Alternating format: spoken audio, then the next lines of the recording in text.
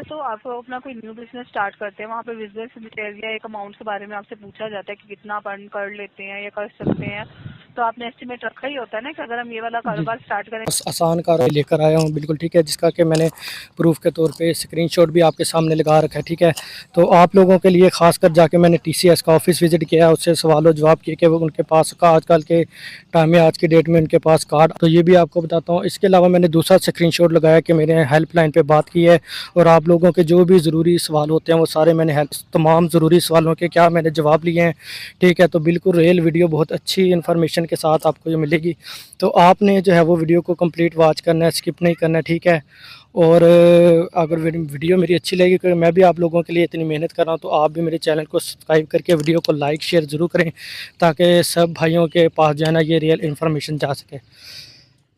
तो सबसे पहले मैं बता दूं कि मैंने कल टीसीएस वालों का ऑफिस विजिट किया। ठीक है, जिसका मैंने स्क्रीनशॉट भी लगा रखा है। ठीक है, तो मैंने उसके मैं जो मैनेजर है वो उनसे मेरी बात हुई है। मैंने पूछा कि सबसे पहले आप मुझे ये बताएं कि आज की डेट में क्या आप लोग आसान कारोबार कार्ड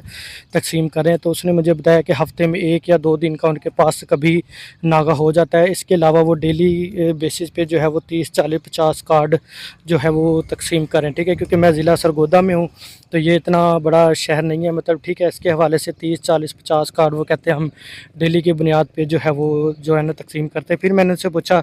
कि आपका जो कार्ड को जो तकसीम करने का प्रोसीजर है वो क्या है, किस तरह से आप उसको फॉलो करते हैं, कैसे कार्ड जो है वो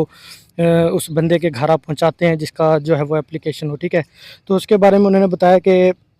जब बैंक की तरफ से हमें ये कार्ड दिए जाते हैं, तो साथ पे हमें जो उन्होंने एप्लीकेशन के अंदर अपना एड्रेस डाला होता है, नंबर डाला होता है, वो हमें साथ में दिया जाता है। तो हमें कहा जाता है कि इस एड्रेस के ऊपर आप लोगों ने इस कार्ड को जो है वो फॉरवर्ड करना है उनको। ठीक है, तो वो कहते हैं जैसे ही हमारे जो वर्कर्स हैं जो कार्ड तकसीम करते हैं, जैसे ही उनके पास आप लोगों का ये कार्ड आता है, तो आपका नंबर आता है हमारे सिस्टम में, तो उनके पास ऑटोमेटिक मैसेज चला जाता है कि आपका कार्ड जो है वो डिस्पैच हो गया है और जल्द आपके घर पहुँच जाएगा। ठीक है, इसके अलावा मैंने दूसरा जो स्क्रीनशॉट लगाया, तो हेल्पलाइन के नुमाइंदा लड़के से मेरी क्या बात हुई है। ठीक है, तो उसकी मैं कोशिश करूंगा कि मैं रिकॉर्डिंग भी साथ में लगा दूं। ठीक है, तो उनसे मैंने आप लोगों के लिए जो ज़रूरी सवाल जो आप लोगों के होते हैं, क्या मैंने उनके सामने रखे, तो ये भी आपको अपने सामने स्टार्ट करना होता है। तो उसकी जब हम एप्लीकेशन के अंदर बिज़नेस डिटेल डालते हैं, ठीक है, तो वहाँ पे हम अगर मतलब कि 00 डाल दें, क्योंकि अभी हमारा बिज़नेस स्टार्ट नहीं होता है, और मतलब कि इसलिए हम वहाँ पे 00 डाल दें, तो क्या उसकी वजह से हमारी एप्लीकेशन रिजेक्ट हो जाती है, या वहाँ पे फ़र्ज़ी डिटेल डालना, एक एस्टिमेटेड जो डिटेल होती है अपने बिज़नेस की वो वहाँ पे डालना ज़रूरी होती है। तो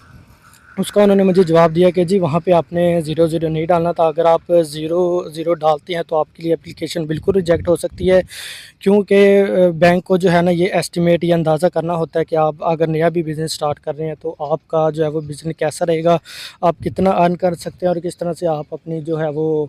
जो किस जो है वो इसकी जो है वो अदा कर सकेंगे। आपका बिज़नेस का उन्होंने स्टेटस आपका थोड़ा जो है वो एस्टिमेट उन्होंने लगाना होता है कि ये बंदा जो न्यू कारोबार स्टार्ट करना चाह रहा है, तो क्या ये मतलब कि किस्त आसानी से पे कर सकेगा। तो इसलिए वहाँ पे फ़र्ज़ी डिटेल, एक एस्टिमेट, जो भी आप न्यू कारोबार स्टार्ट करते हैं तो उसका आपने एक एस्टिमेट लगाना होता है कि जो मैं काम स्टार्ट करूँगा उससे इतनी मेरी इनकम होगी और ये मेरे अखराजात होंगे और ये मेरा मुनाफा का, तो मतलब कि ये आपने वहाँ पे डिटेल डालनी होती है। ठीक है, तो एक ये सवाल हो। दूसरा सवाल, मैंने ये बहुत ज़रूरी सवाल जो गर्दिश कर रहा है,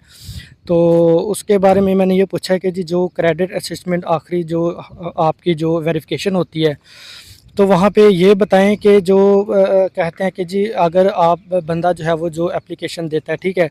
वो मतलब कि उसको अगर रिजेक्ट किया जाता है इस बेसिस के वो बंदा डिफ़ॉल्टर है या उसने किसी बैंक या किसी एप्लीकेशन से उसने लोन लिया हुआ है,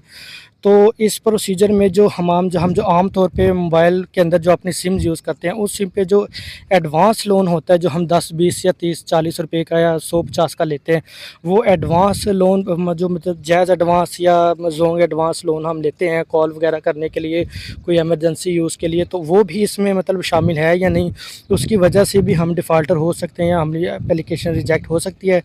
तो उसका भी उसने जो है वो नुमाइंदा लड़की ने मुझे बताया कि उसकी वजह वो भी इनपुट हो सकती है, क्योंकि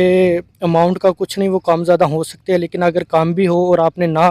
पे बैक किया हो तो आप डिफ़ॉल्टर हो सकते हैं, उसकी वजह से एप्लीकेशन भी आपकी रिजेक्ट हो सकती है। ठीक है, तो ये तमाम तर डिटेल मालूमात मैंने आप लोगों के लिए इकट्ठी की है, ठीक है। टीसीएस का ऑफ़िस भी आज की डेट में विज़िट करके आया हूँ, ठीक है। वहाँ से जो उन्होंने मुझे बताया इन्फॉर्मेशन मिली वो भी आप लोगों के साथ शेयर कर दिया, ठीक है। इसके अलावा 3-4 सवाल और मेरे माइंड में है जो कि मैं कल हेल्पलाइन पे बात करूँगा, और आप लोगों के जो बाकी सवालात रहते हैं उसके भी मैं जवाब बिल्कुल रियल इन्फॉर्मेशन आप लोगों के साथ शेयर करूँगा, ठीक है। तो चैनल को सब्सक्राइब कर लें, वीडियो को लाइक शेयर ज़रूर करें।